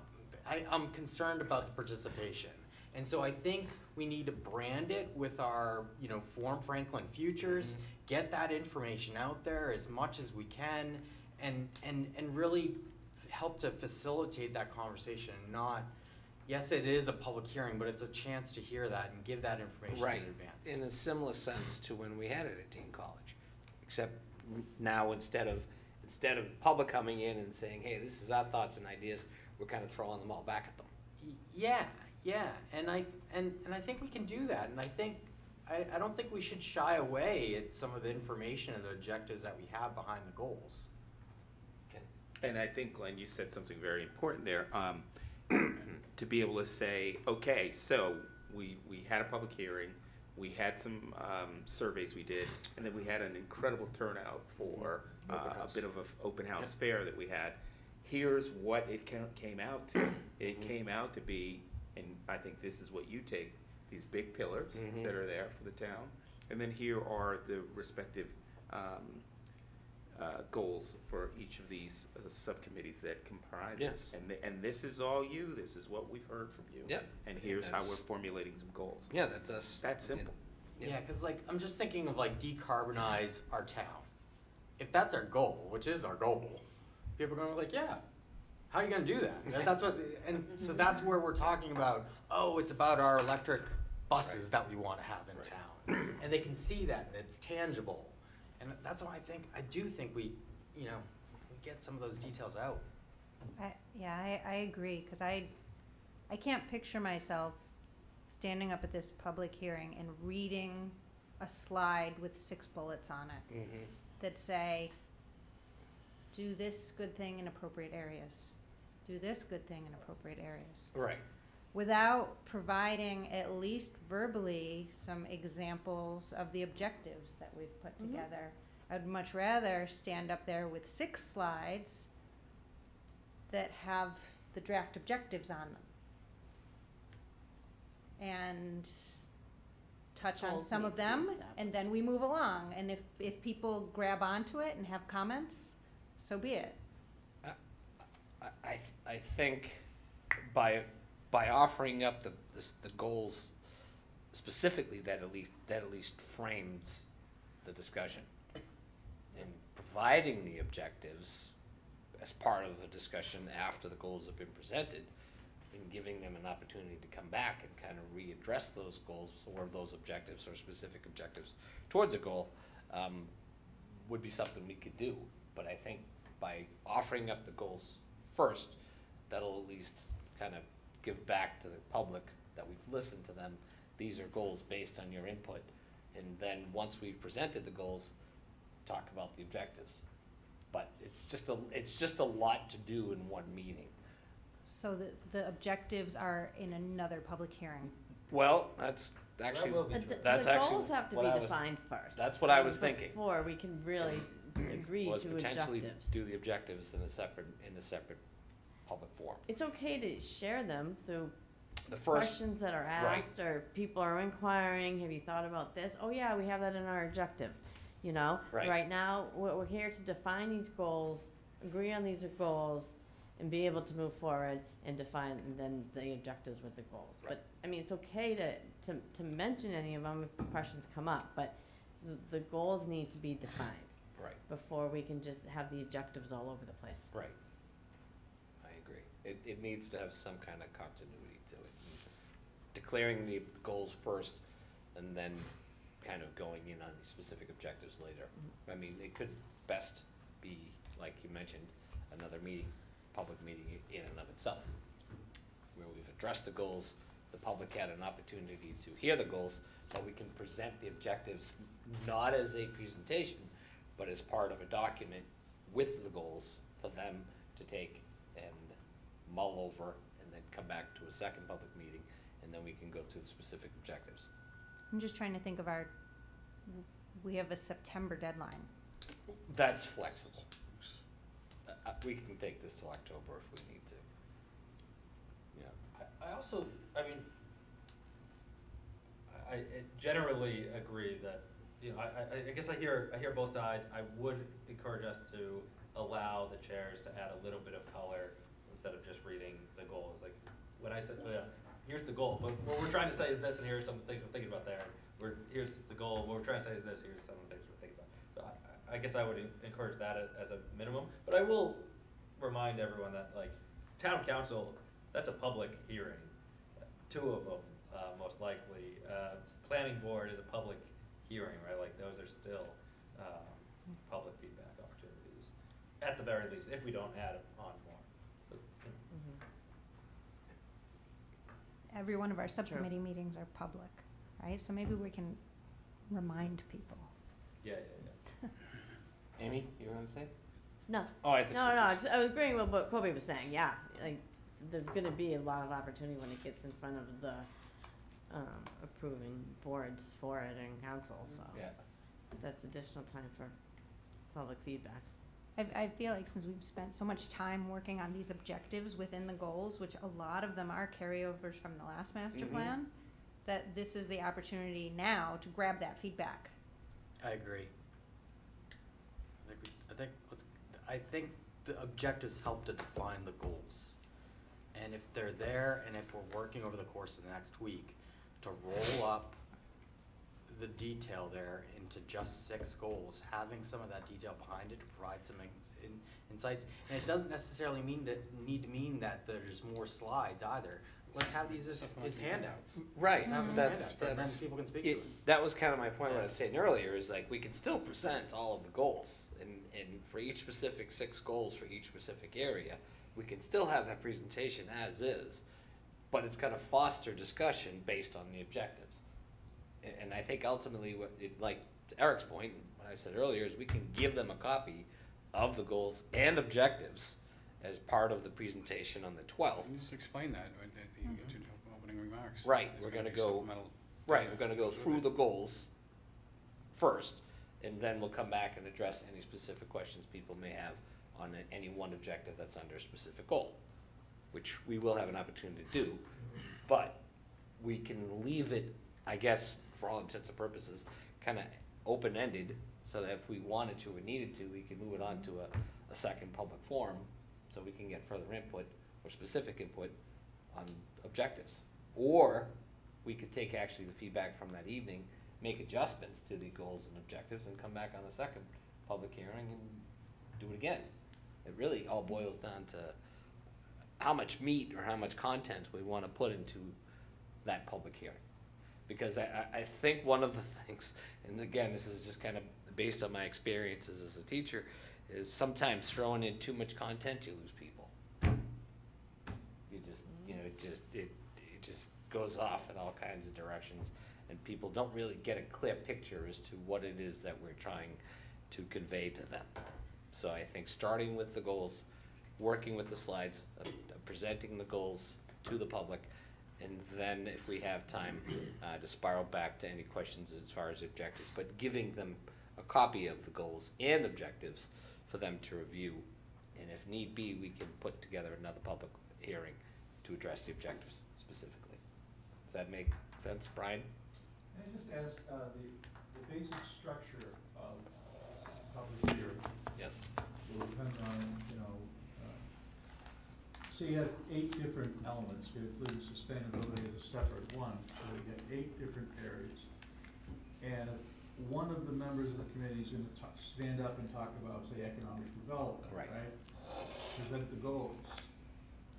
And how many minutes do you think that a person should be doing that? Because if they're gonna be doing, you limit each of the elements to 10 minutes, you're already up to an hour and 20 minutes. Just at for a time. presentation. Just, you know what I'm saying? Right. So that, I'm just, if somebody can do presenting goals and some key objectives to those, related to those goals in a succinct period of time, then maybe you should be doing it that way.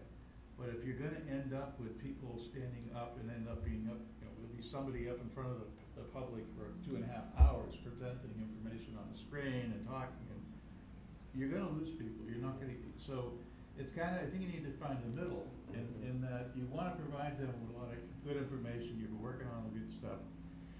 At a minimum, you need to talk about vision and goals, and if there are some key objectives that you wanna present that will be used to meet those goals, then I think that's fine. But if you have a half a dozen screens just on land use, for instance, then you end up with a timeline that is gonna go out and out and out. People are gonna get, you know.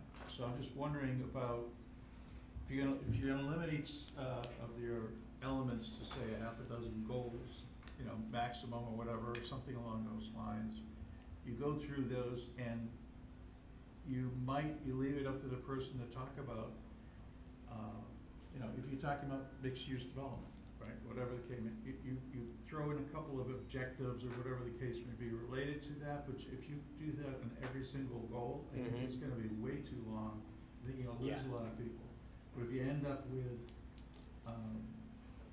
so if you can define it all and refine it to the point where people can understand it, that's fine, but I think you don't want your meeting to go too long. And you want people to be able to have the opportunity to talk to you, say, what you just said is stupid, or we love it, or whatever, or somewhere in between. You want that opportunity for the public to have the input. It's just throwing this information out right now is important, extremely important, but you need to have it coming the other way too. I agree. But So 1 slide per element with its maximum of 6 goals on it. Chair provides commentary and example objectives, and all of the objectives will be provided with a handout. Yes. Maybe it's 5 minutes per element presentation. Yep. That's reasonable. Does that sound like a good structure? Yes. What's an element? It's housing, Is that economic That's development, section of the housing. master Is that the plan. pillars or is that the? No, those are No. the sections. Those are The section of the master sections. plan. Okay. Yep. Yeah, that sounds reasonable. I think, and this is just to kind of throw this out to the group, one of the discussion, I know me, Mel, and Megan had the discussion, is like, should, like, goal 1-1 of each, each, or objective 1-1 of each goal be kind of like the objective? Prioritize. Yes. Right. And be like, all right, whatever 1-1 is on any one objective or for any specific goal, should that be the priority objective for that goal? And then kind of tier That them makes sense.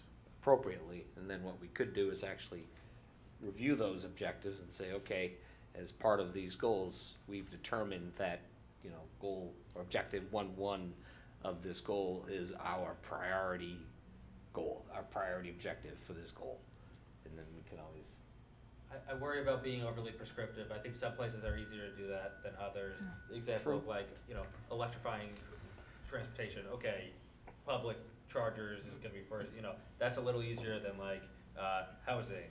Well, we're gonna have some housing strategies to address this, we're gonna have some strategies to address this. Really, the priority is that we have all of them, so how do I don't care about one, but I need to use that framing to separate them out, bike lanes and things like that. There are some where it's like, the structure is more just based on how we communicate cohesive thoughts, as opposed to saying, well, I want a bike lane on Washington Street before I want a sidewalk here, but then I want a bike lane here, and I want to put all the bike lanes together, then let's stick to the 6 goal idea, 5 minutes for one slide, and then we'll present that, and then ultimately they'll have a copy of the objectives along with the goals, and then we can field questions. I mean, that's just, to Brian's point, that's really kind of the number 1 goal of this, is to get the feedback from the public.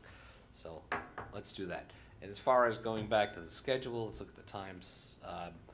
Amy, you think the 7th is a reasonable amount of time for your staff to compile whatever needs to be compiled? Now, again, Yeah, me? yeah, Me? that No, Brian guy, I don't know all who the he thinks he individuals is around me too. anyways, and I've only worked with him for 15 years. So anyways, all right, I had one small thought. Go ahead. It sounds like we're going. small, you promise? Promise. I appreciated the feedback from the departments. I know that we had talked about this being a space for more department feedback. I know that like eventually we're gonna get into implementation and really get department feedback. Yes. I don't wanna like waste their time, but it is helpful to sort of, if they're willing, it's a live document, look in, add some comments shared if it you with all think of that you're, okay, cool. Yeah, that was helpful. I did. Shared it with all department heads. Perfect. So we have a date, June 7th, for these goals to be revised down to 6 overall goals, with 6 goals presented per slide per content area on the June 12th public hearing. All right, that's what's come out tonight. Plus, we have our new list over here of pillars that we're gonna add in, and that should be all good. Any further questions? Discussions? Just Good. Amy, with you getting the feedback on the 7th, then is the aim to get that out to the public on the 10th, on that Monday? No. Well, Or are you looking to get it out on the 7th then to the public? On the 12th. On the 12th. On On the the 12th, 12th. on the 12th. Don't you have to get that information out in advance, though, 72 hours in advance? Oh, no, I just need to post the agenda. Yeah. But the agenda doesn't have to, I don't need to include the presentation with the agenda. Right. I Okay. just, like, typically well, I just wrote all over this one. It'd be an agenda like this, like for tonight's agenda. That's what I have to get posted. Which Okay. I'll do that probably on the 6th. If everybody does their homework, gets in real quick, we might be able to get a Might be able to. presentation posted in for the public. Right. Yeah, I because can that's, always 'cause that's update- the I can intent. always- I think there was some intent here of like, what can we do to get the information out to Right. the public as soon as possible so Well, that they can I digest can always it. update And the so that's what I'm agenda trying to after think. it's posted. Yeah. It's just making sure it gets posted within 72 hours. I can always add to it. Yep. I can add to our webpage. I can put the presentation and the documents on the webpage as well. I'm hoping Mel's gonna create a flyer. Okay. Which Mel. you've been so AI, good at it. AI. Liar. We're good at it. So we'll get that out as well. So yeah, I mean, if it's possible, I'll get it out there as soon as possible. Yeah. And Flyer for the public hearing. Top of everything else. Hey, you can just use that. All right. Perfect. Good stuff. I like it. All right. Any other thoughts about the June 12th meeting? All right. Any other questions? Is that gonna start on the 7 or 6:30? That's a good question. Generally, 6:30's been our time for our meetings, Okay. but I mean, if everyone thinks 7, yeah, 6:30. 6:30. I think 6:30 is good. Yeah. Yeah. Yeah, It Stay just consistent. encourages. I just Yeah. wanted to make sure that we were in Yep. agreement. But we will have to note on the town's website when it does get updated for the next meeting that it is 6:30 Yeah. and not 7. So I know I got some comments about that, right, Joe? And we will be in this room. Okay. We will be in this room? FinCom took chambers. Okay. Which kind of Yeah. circles back to the question we had earlier. Is this an ideal location to have it, though? Is, I guess, kind of one of my questions to you guys. I mean, this is a small room, and did we want to maybe look at the senior center as a place to present? What are our options with Franklin TV? Chris? Can you be I mobile? don't know if they're set up there, so Okay. if we wanna give up, Probably not big enough for what you guys are gonna need. Okay. yeah. So I think if we go anywhere else, we'll lose Franklin TV, if that's the concern with the Yep. committee. If it's not, then we could probably go anywhere. I'm just concerned about the size of this room. However, also being able to see Zoom on the big screen. Mhm. I believe in it. I think, I think we'll be okay. I think, I'll set up, we can try to set up a I little bit agree different, it's not separate ideal. the It's tables. not. but And I think the virtual connectivity is gonna outweigh us getting to a much better space. Especially because it's still presentation style. We're not doing some interactive charrettes, move around. True, but we are looking for feedback from the public, so we want to make it as comfortable for them as we can. Yeah. Well, What kind of meeting is the FinCom having that they need the council chambers? Do you know? the regular FinCom meeting, I don't know. That's what I've just been told. I don't know. What time do they start? 7? 5? Yeah, actually, what They time could be is it? done at 7:15. 7. Can we encourage them up here? I think Bruce Well, they is- got I think the Bruce is a budgets good done, idea. isn't it? Yeah, they get the You budget. guys, done. you did the budget a couple of weeks ago. I don't know what they're gonna talk about. Yeah, You know, maybe we can kick them out. Well, I we can would ask. have- Yeah, ask them if hopefully they- we would have I more can public- ask them if they can move. Yep. Yeah, Taking bets on the override vote. yeah, let's kick them out. All right, we'll ask. All right, all good. Any other comments, questions? Jen, how are you? I see your name up there. You haven't said much. Anything you want to add to the Hi, guys. discussion? How are you? I don't necessarily think we should hold back information such as objectives, but we'll happy to do whatever the group thinks. I think 7 o'clock is better personally. It's a busy time of year with a lot of activities going on after school and in the evenings, but I also understand it may be a long meeting. Just trying to get the largest audience possible for a public hearing, and I agree that I think if we're really truly trying to get input from the public, we should advertise it as much as possible, leading up to the date with the branding. To Eric's point earlier, sorry I was late, traveling for work, but nice to see you all virtually. Thanks. No worries, Jen. We understand. Okay. Jen, can you repeat what you Motion said to about the adjourn. objectives? Hold on, Bruce. Sorry, I didn't hear what Jen said about the objectives. Oh, yeah, it was. Oh, I just think it's like context is helpful and just more information or to help people or the general public understand what we're trying to get to with sort of the purpose of the goals, Okay. examples of what that could look like are helpful. Not that we're trying to make meetings any longer or rush anything at all, but I also I don't see why we would hold back if there is the opportunity to kind of present both the goals and objectives. But I don't want to reopen that can of worms. I am cool with whatever this entire committee thinks is best. So all good. Thanks, Jen. Thanks. All right. Go ahead, Bruce. Motion to adjourn. So moved. Oh, So Rick moved. said it. Second. All in favor? Aye. Roll call. Roll call. Yep. Jen? I'll call Jen first. Jen? Yes. Bruce? Yes. You want me to do it now? Go ahead. I was just calling them out. Gino, Yes. Rick, Yes. Janelle, Yes. Eric, Yes. Joe, Yes. Ken, Yes. Chair, clerk, yes, vice chair. Yes. Chair. Yes. Yeah. Thanks, guys. Excellent. Good stuff. Good night, everybody. Took the long road. Recording stopped.